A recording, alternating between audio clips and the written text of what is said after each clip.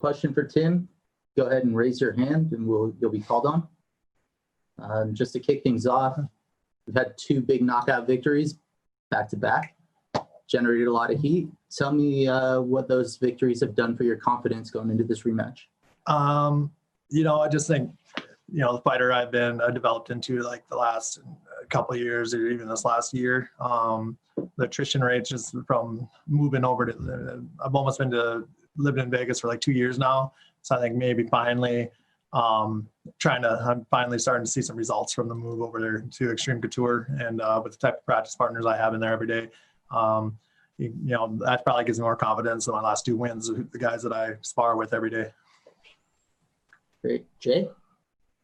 Hey, Tim, welcome back. Just a quick one. First of all, you're looking a little trim. Maybe the camera loses 10 pounds in your case. Have you slimmed down a little for this? Yeah, I'm coming in a little bit lighter than I normally do. Usually I kind of walk around 270, 274 on fight week and kind of just walk down about 5 pounds. I think I'm coming in about 262 right now. So then, hopefully in the next couple of years, I'm just going to keep trimming down a little bit. Hopefully my end goal is to be under 255 by the end of by next summer. Good stuff. Now, I want to ask you, first of all, you've been asking for this rematch for a little while. Were you surprised to finally get it, and especially in a card as historic as this? Yeah, I guess I kind of was. Just to reiterate, this isn't like some kind of vendetta against Cheick. I could handle losing, but not losing like the way I did. I think a lot of fighters would say that, as long as I go out there and put a product that I'm happy with, I can handle a loss. I just wanted, this fight isn't against Cheick Kongo. This fight's against myself more than anything. Given how that first fight went, it was over pretty quick. Is there anything you take away from it, or do you look at this as a fresh start entirely?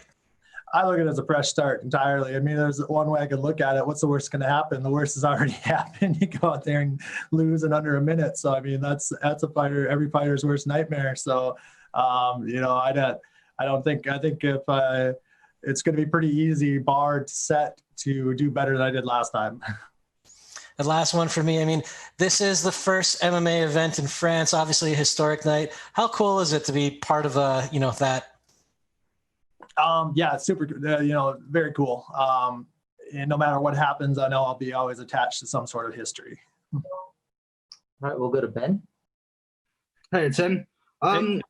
With Kongo fighting for the belt last time around, and obviously there being some unfinished business there, do you believe that a victory over him on Saturday would secure you the next shot of the belt?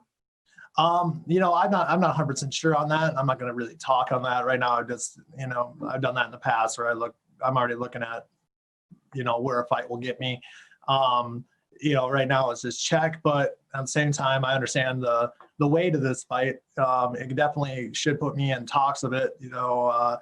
Beating Matt, he was in the semifinals, so technically he was, in the top 4, and Cheick just fought for one, and that was went to no contest. So yeah, I think at least it should put me in conversation. Just one more from me. If I'm not mistaken, this is your first time headlining a major show, and of course it's a really historic one. How do you feel about having that extra spotlight on you? I don't even really think about it that much. No matter where you're at in the card, you still have to go and fight. It doesn't matter. If you're the first guy on the undercard or if you're on the main event, it's still it's still a fight. Everything else is just sidebar stuff. Okay, we'll go to Matt, followed by Giancarlo.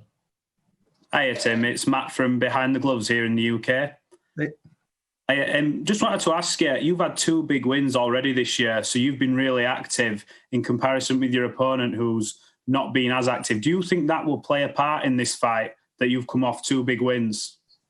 I could look at it a couple different ways. I've been going pretty steady since I haven't taken a break since June 30th or June 29th. Just went into a short fight camp, fought Matt, and then came right back to a fight camp again. I might be a little worn out from that. I don't know yet. My body's still reacting pretty well. But from Cheick's point of view, I don't think he's been at this game a long time. It's not going to affect him. Taking a break isn't going to affect him at all. But yeah, I guess maybe I'll be a little more crisp. No ring rust, that's for sure. Thank you. Giancarlo. Hi, Tim. This is an interesting pandemic time for you. You fought at that Mohegan Sun card with no fans, and now you're going to be fighting here in Paris against Congo with fans. So does that take a toll on you mentally? Like, do you have to prepare differently for that? No, I do a pretty good job of avoiding kind of blocking out fans anyways, but I will say I was more of a fan with no fans. I kind of like that actually. Usually that was just strictly business. Go walk to the cage, fight, walk back out. But I don't think it's going to be enough fans that it'll make it too big of a difference. I think they're only allowing like 5,000 or something like that. I'm not 100% sure, but not enough to fill, or 1,000. Well, I was way off 1,000.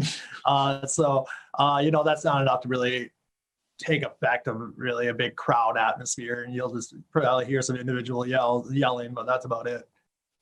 And final one for me, like you talked about there about your training camp.